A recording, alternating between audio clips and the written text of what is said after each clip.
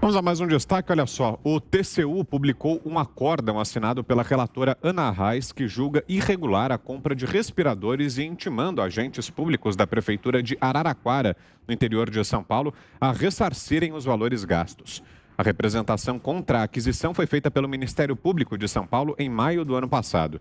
A decisão do colegiado cita pelos pagamentos indevidos a empresa RY Top Brasil Limitada, a secretária municipal de saúde, Eliana Aparecida Mori Onaim, e a gerente de compras, licitações e contratos da atual gestão do município, Daniele Pereira de Moraes. De acordo com o documento, o TCU reconheceu a ilegalidade do ato e 2 pontos observados pela relatora no referido processo de compra: efetuar o pagamento adiantado e sem garantias a uma empresa sem qualificação técnica, certidões fiscais da empresa contratante tinham data posterior ao pedido de compra. E assim, o tribunal considerou o rito da compra dos respiradores como ato de improbidade. Os pontos observados foram o de efetuar pagamento adiantado e sem garantias a uma empresa sem qualificação técnica, e outro fato observado foi o de certidões fiscais da empresa contratante com data posterior ao pedido de compra, conforme dissemos então. Augusto. Bom, essa é uma das provas robustas aí da existência do Covidão. Esse caso foi desmontado aqui, nesse programa. Foi os pingos nos is podem reivindicar e essa vitória, porque está provado, portanto, está decidido pelo Tribunal de Contas o que afirmamos aqui durante alguns programas, contrariando, aliás, sob sucessivos desmentidos do prefeito Edinho Silva em Araraquara. O dinheiro do povo foi pelo ralo da compra superfaturada de respiradores. A gente comparava, cada respirador saiu pelo preço de carro importado. E o Edinho Silva primeiro ele dizia que não era bem assim, ele teve de correr atrás dos respiradores porque havia falta disso, a situação era dramática lá, aliás, continua, né? Edinho Silva não sabe como administrar uma pandemia, nem gastando o que não pode, o que não deve, o que dá cadeia. Agora ele dizia mais recentemente que nunca comprou respiradores, apesar das provas que apresentamos. Então, os pingos nos is desmontaram um escândalo, esclareceram uma roubalheira, exemplo que devia ser seguido por esses vigaristas que controlam a CPI da pandemia. Ilza. Cadê a lei que dobra a punição? Olha, eu vou dizer o seguinte, alguém, né, desses aí, de tantos outros que estão espalhados por aí, que haverão de ser capturados também, alguém que desvia, que superfatura verba de saúde no meio de um sofrimento desse, como qualificar, né? Como qualificar? Rato é elogio, né?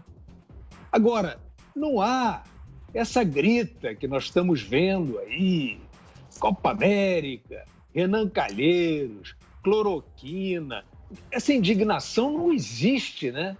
Ela não aparece, esses empáticos, eles não são sensíveis ao roubo do dinheiro público que poderia estar salvando vidas. Eles não percebem, eles não notam, eles não viram. Não tem indignação, não tem abaixo-assinado, não tem CPI, não tem nada. Não tem nada. Então, a gente só espera o seguinte, a lei, né, já foi aprovada, a gente quer saber, que dobra a punição para esse tipo de crime, e queremos saber dos hospitais de campanha que não foram entregues, queremos saber das medidas autoritárias, inconstitucionais, que autorizaram as forças desses tiranetes a descer o sarrafo na população no território inteiro. Nós vimos no território inteiro, certo?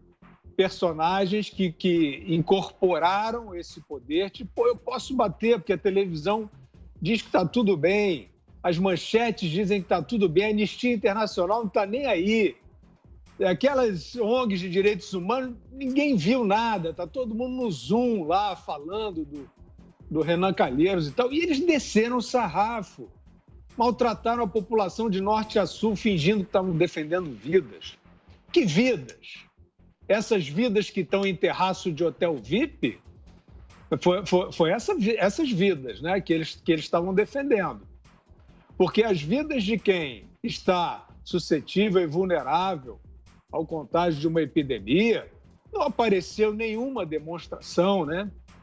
Como vimos aqui no Rio de Janeiro, como vimos em Araraquara, na praça em Araraquara, como vimos em São Paulo, como vimos na Bahia, como vimos no Rio Grande do Sul. Pô, isso aí vai ficar por isso mesmo.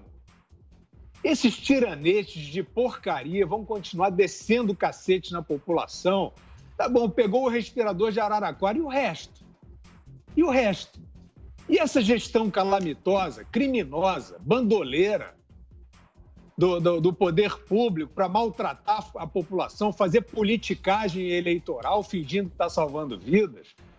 Então, faltou só esse pouquinho aí aos investigadores, que a gente fica aqui nos pingos nos is, né? E aí, Ministério Público, ficou por isso mesmo? Ficou tudo bem? Vocês vão demonstrar mais o quê? Vocês vão esperar o Renan Calheiros explicar lá o que está certo e o que está errado? Vão esperar a Carmen Lúcia, né, dizer que você não pode decretar toque de recolher, você não pode maltratar a população, você não pode esculhambar a população, fazer ela adoecer física e mentalmente, fingindo que está fazendo uma propaganda de empatia, tá? Então, a gente está esperando aí as outras punições na esteira, né, da revelação do escândalo de Araraquara. Ana.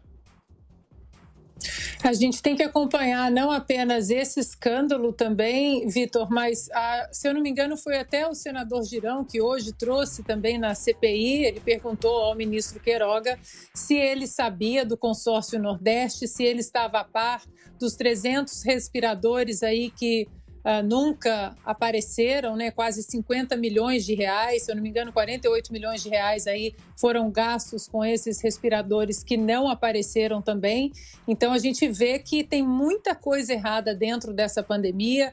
É preciso entrar a fundo nessas investigações, não apenas dessa de Araraquara, mas do que aconteceu com o dinheiro do governo federal que foi destinado a estados e municípios. E dentro disso tudo, aí, Vitor, é tanta coisa que a gente tem que prestar atenção.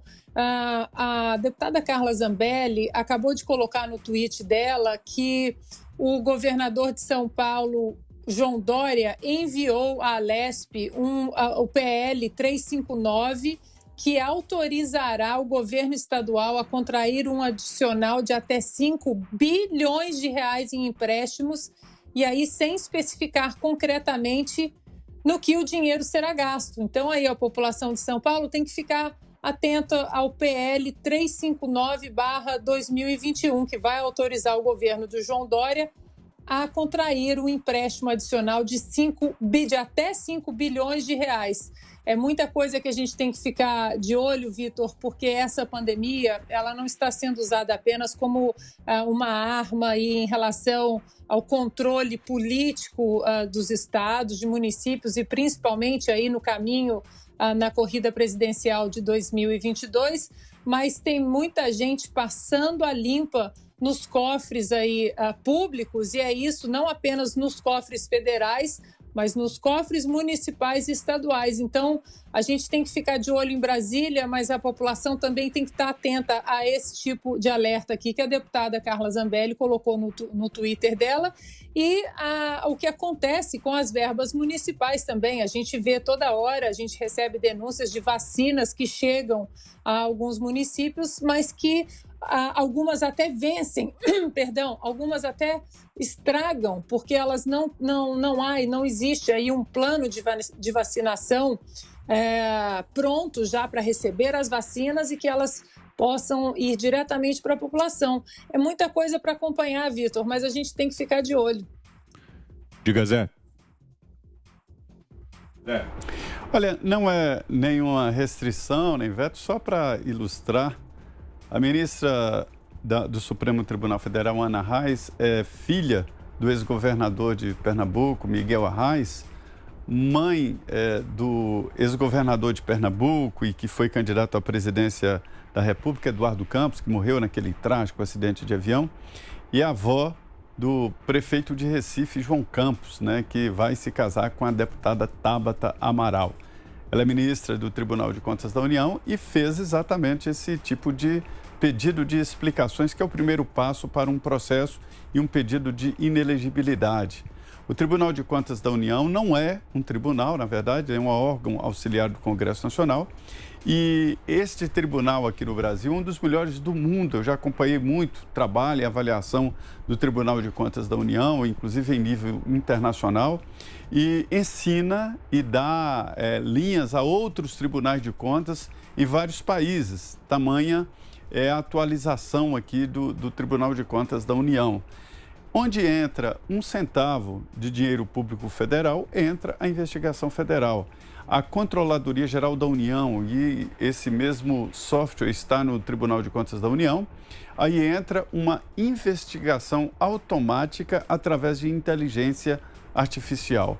Entrou o dinheiro lá, aí a inteligência vai checar para onde foi o dinheiro, qual é a empresa que apresentou proposta, né? Se a empresa tem tradição, se a empresa entregou, a qualidade do produto, e aí vai disparando alarmes. Então, quando há um pedido de explicações assim, é porque existem evidências fortíssimas de que houve irregularidade. A grande novidade também nesse processo é que tudo está sendo desenvolvido de uma forma tão rápida que pega o ladrão ainda no exercício da função e não deu tempo de esconder as provas e gastar o dinheiro. Então, é importantíssimo. Nós aqui que lidamos com política sabemos que essa história de decretar calamidade pública e decretar emergência é um sinal, uma senha para tirar amarras jurídicas, amarras legais e roubar dinheiro público.